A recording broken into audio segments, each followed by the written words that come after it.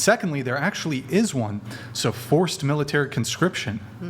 So all men in the United States compelled by law are required to register with the Selective Service, which in the event of a war would compel them to essentially be cannon fodder in a military conflict. Secondly, even if there wasn't a military conflict, if a man fails under law to register for the Selective Service, there are significant ramifications to this. For example, they can't vote.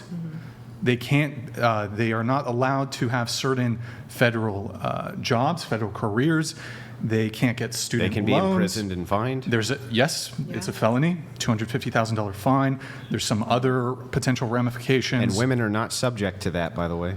And you know what? I really appreciate you bringing that point up, because this is where the point really lies here, is you're 100% correct. And the difference between you and I is that I would fight till the end for that to not be the case for you guys, but you guys would not fight for me. Clearly. Well, hold on. I would fight till the end to make sure that's not, because I completely disagree with that for men. Men should not have to be forced. Hold on. I completely agree. Wait. So I'll fight till the end for you in that regard. So first off, Men would protect you. I would. That's kind of shifting the goalposts, though, right? First off, you haven't. I don't need men to protect me. I've protected myself. Actually, you do need men to protect you. Really? From who? Other men? Because I can't tell you how many times I've protected myself. You still need men to protect you.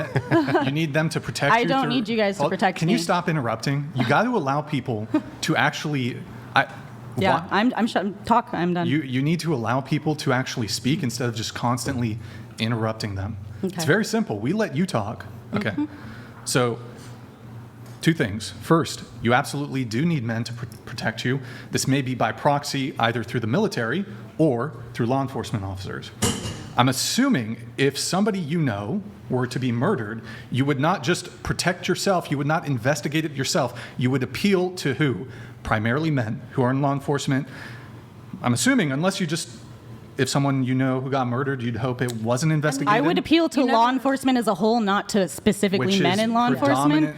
And to be quite honest with you, if I don't personally own a gun. Maybe I will one day. I don't know. I don't really feel strongly either way at this moment in time about it. But I can tell you, if I need protection, if I own a gun, I don't need your muscles. I'm actually, I can handle it. Yeah. I don't need, I just need, here's the thing. I need tools. I don't need men. I need tools, and men hoard all the tools and resources, so I have to ask you guys for those tools. So hold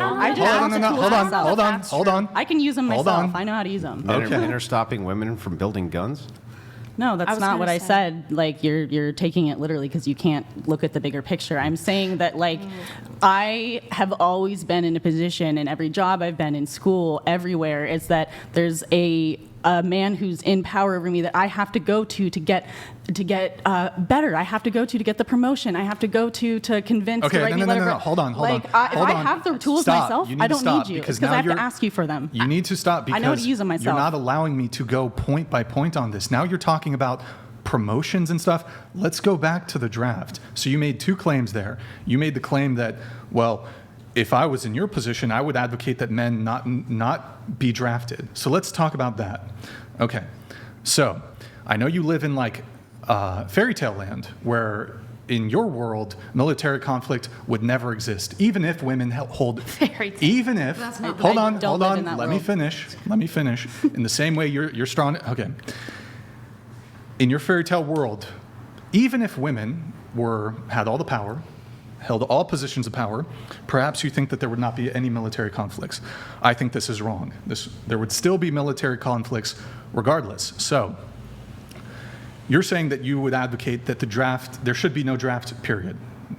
Yes, what I'm advocating for, because you're right, in anyone's idyllic world, who wants war? Okay. No one wants So war. is So in there my idyllic war? world, there wouldn't be war, sure, but I know war is a necessity. I'm very aware of that. I'm not saying that we can't survive without war, but I'm saying that the people who participate in that war should be able to choose whether they're men or women. That's it. If I have a son, I don't want to know that he's going to be taken against his own will. Like, I feel strongly about protecting my sons equally as my daughters. But if I were to tell you, it's almost a waste of time to have a conversation of trying to get rid of the draft, because the government will never relinquish its ability to call upon its citizenry in a situation or scenario where the country needs to essentially force its citizenry into the defense of the nation. The government, whether you're a Democrat or Republican, will never relinquish this power. Yeah. So assuming that, you can agree that there's no scenario where the draft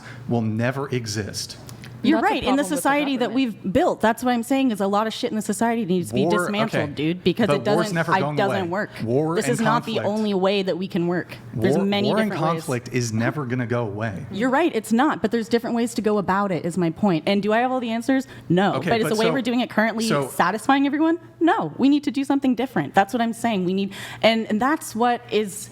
The issue here is I love this country and I want to make it better. I'm not talking shit about this country. I'm saying there's flaws with it and I want to help improve it.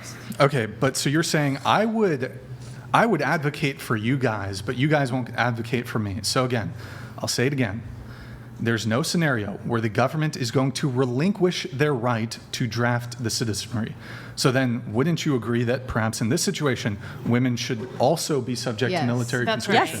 Yes. 100%. Okay. It needs to be equal either way. Right. Either everyone It's gets like to in choose or no Israel. one gets to choose. So- That's what I'm But in saying. any Would it case, suck? Yes, so but it would be But fair. despite 100 years of equality when it comes to voting, women still are not obliged to be subject to military conscription. And so, because of this, that is precisely one example in which men don't have bodily autonomy. So you're not actually addressing my argument here. You're just saying, well, I would advocate that men should not be drafted. But I'm telling you currently, as a rebuttal to your point of men don't have bodily autonomy, it's actually quite the opposite. What about, we know mental health sucks in this country for everyone, men, women, children, doesn't matter who you are. But when the military does drafts, I know they don't take people with bipolar, BPD, all these other mental illnesses. So if we're going to compare the two between abortion rights and being drafted for the military, what about women who have severe mental deficits, who struggle to live day to day, who necessarily in the drafts wouldn't be drafted but are still forced to carry a child that they mentally or physically are incapable of caring for completely? I'm not sure I entirely follow. I mean, I would assume that if you have some severe mental incapacity, whether you're a man or a woman, this would preclude you from volunteer service and a draft. Yeah, Even in so that they're protected in that sense. But I mean, women, when it comes to abortion rights, right? People who suffer from bipolar, all these mental illnesses that make it not only hard to function as a day-to-day person, but as a full parent who is responsible for another living being. Why would they be forced to carry that child to term if they found out they were Yeah, I see what you're pregnant saying. later in life? So just to summarize this, make sure I'm not straw manning this. What you're saying is, yes, okay, this is true. Men lose their autonomy this way, and women lose their autonomy this way. But the exemptions that men get is that if they have mental health issues, they don't have to go into military service. But women, if they have mental health issues, would still have to bear the child. Yes. So this is not fair, is what you're saying. Yeah, it's not fair. Now at because- least I understand. So that I do have this down correctly, right? Okay, so what I would say to this is, okay, fair enough, but you do realize that draft standards, how they're set, are actually designed to be lowered instantly by necessity. Yeah, Meaning I'm that- sure if they yeah, meaning need that if soldiers, there's a war- they're yeah, gonna if there's be a like, war- oh, he's a little fucked up. Yeah, that's he's a okay, little fucked we'll up. Take him In anyways. fact, they will lower the IQ standards significantly. Yeah. Right. They'll lower all They standards just need across the board. bodies. Yeah, they just need bodies. And so now your BPD, this and that. Oh, you got some medication that'll help you with that. Get your ass to the front line. So. Essentially, these things will be removed via necessity. So it's not a disqualifier from you getting drafted, not even with mental completely. illness. Like in a perfect world, yeah, but not completely. But they don't have that standard for pregnant women. I do. I mean, I have really quickly one thing on this, and I'll pass it back to Andrew.